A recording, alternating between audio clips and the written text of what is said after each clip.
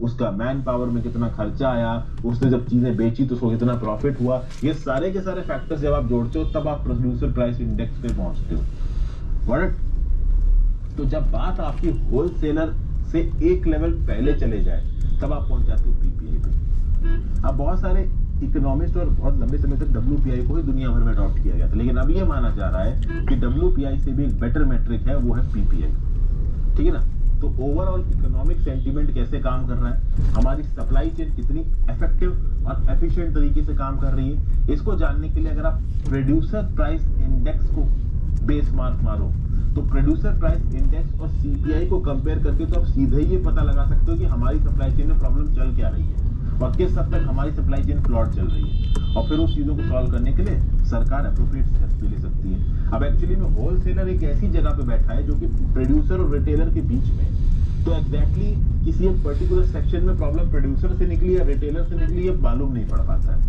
लेकिन अगर हम पीपीआई को भी कंसीडर करेंगे, डब्ल्यूपीआई को भी कंसीडर करेंगे, सीपीआई को भी कंसीडर करेंगे, तीनों को मिला के कंसीडर करेंगे तो एग्जैक्टली लोकल लेवल पे प्रॉब्लम कहाँ आ रही है हमको पता चल जाएगा। और ऑफिशियल फिगर्स के लिए ऐसा बोला जा रहा है कि प्रोड्यूसर प्राइस इंडेक्स को अडॉप्ट किया जाना चाहिए। तो ये मैंने आपको एक वो पॉइंट ऑफ व्यू बताया। तो ये ऐसा कहा जाता है, बहुत सारे इकोनॉमिक पंडित्स का ऐसा बोलना है कि प्रोड्यूसर प्राइस इंडेक्स एक बेटर मेथड है इन्फ्लेशन का when compare to WPI and CPI.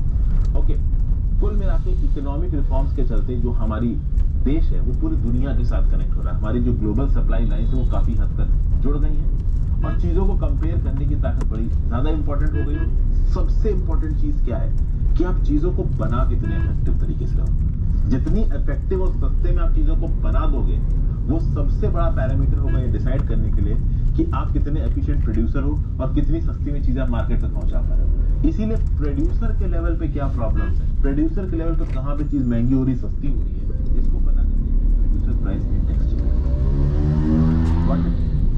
और सरकार ने एक बार ये प्रपोज भी किया था 2003-04 में कि एक काम करो जो होलसेल प्राइस इंडेक्स है इसके बजाय पीपीआई लेके आओ, क्योंकि होलसेल प्राइस इंडेक्स तो हम लोग 1942 से यूज कर रहे हैं, 1939 में उसका बेस भी सेटल किया गया था। ये तो मैंने डब्ल्यूपीआई वाले वीडियो में आपको बताया, जाके देखिए अगर नहीं देखिए तो 2003-04 में ये सजेशन आया कि चलो भाई डब्ल्यूपीआई से पीपीआई में शिफ्ट कर जाओ। अब देखिए शिफ्ट करने का मतलब ये नहीं है कि डब्ल्यूपीआई कैलकुलेट करना बंद कर देंगे, कैलकुलेट डब्ल्यूपीआई तब भी होगा और कुछ हद तक पीपीआई अभी भी कैलकुलेट करने की कोशिश तो डेफिनेटली की जा रही है।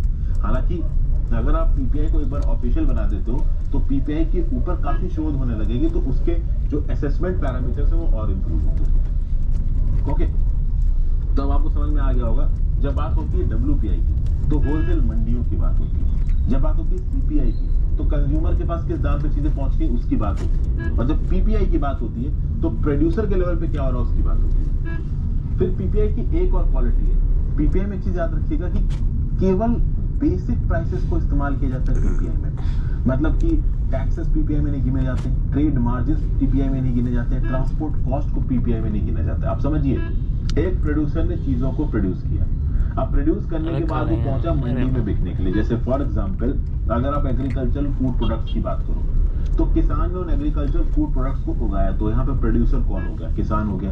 अब किसान उन चीजों को एक कह सकते हैं टेम्पो ट्रॉलर में भरेगा और भर के उस टेम्पो ट्रॉलर से उन चीजों को मंडी तक लेके जाएगा, इसमें खर्चा आएगा ना, ट्रांसपोर्ट कॉस्ट आएगी। तो जब मंडी में वो चीज पहुंचेगी तो वहां पे ट्रांसपोर्ट कॉस्ट जुड़ चुकी होगी, फिर वो जो ट्रांसपोर्टर का जो मार्जिन होता है वो जुड़ चुका होगा, बीच में जो होलसेलर होगा उसका मार्जिन जुड़ चुका होगा, होलसेलर और किसान के बीच में अगर कोई बीच का मिडिलमैन होगा उसका दाम जुड़ चुका होगा। तो ऑलरेडी प्रोड्यूसर प्राइस इंडेक्स के रिस्पेक्ट में जो प्रोड्यूसर के लेवल पे प्राइस थी उस लेवल से ज्यादा हो चुकी होगी प्राइस जब तक वो होलसेल के लेवल पे पहुंचेगी। ये सब प्राइसेस इंक्लूड नहीं होती हैं जब आप प्रोड्यूसर प्राइस इंडेक्स को कैलकुलेट करते हो। मतलब बेसिकली इकोनॉमी में सच में एक चीज को प्रोड्यूस करने में एक्चुअली में कितना पैसा आ रहा है ये आप पता कर सकते हो प्रोड्यूसर प्राइस इंडेक्स के बेसिस पे।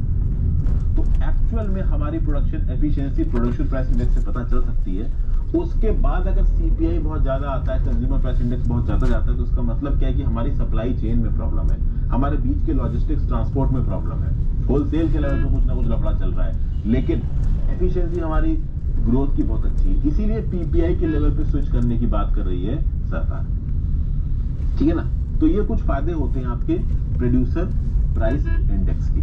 बहुत सारे देश भर की कंट्रीज, दुनिया भर की कंट्रीज हैं जो कि प्रोड्यूसर प्राइस इंडेक्स पे स्विच मार चुकी हैं। हम लोग अभी भी प्रोड्यूसर प्राइस इंडेक्स पे स्विच नहीं कर रहे हैं। करने की बात हो रही है, और करने की बात की अगर बात की जाए तो 2019 में ही भारत सरकार ने एक वर्किंग ग्रुप बनाया था जिसको हेड कर रहे थे रमेश चंद साहब। रमेश चंद साहब नीति आयोग के मेंबर है। यहाँ पे कुछ टर्म्स ऑफ रेफरेंसेस को रखा गया। इस कमेटी को काफी काम दिए गए। तो नीति आयोग के मेंबर की जो रमेश चंद साहब के अंदर जो कमेटी बनी ना मिड 2019 में, बहुत सारे काम दिए गए थे। पहला काम तो इनको दिया गया कि भैया जो WPI का बेस ईयर है इसको रिवाइज करो। तो 2017 में 2011-12 बेस ईयर रखा गया। फिर कुछ लोग ये डिमांड कर रहे थे कि भाई बेस ईयर बदलो। तो अगर 2021-22 को बेस ईयर रखना है तो जल्दी रख दोगे तो बेटर रहेगा। अभी 2021-22 को अगर बेस ईयर रखना है तो 2027 में रखो, जरूरी तो है ना, 2022-23 से भी रख सकते हो। तो इस प्रकार से रमेश चंद जी से बोला कि भाई इस चीज के ऊपर शोध करो कि भाई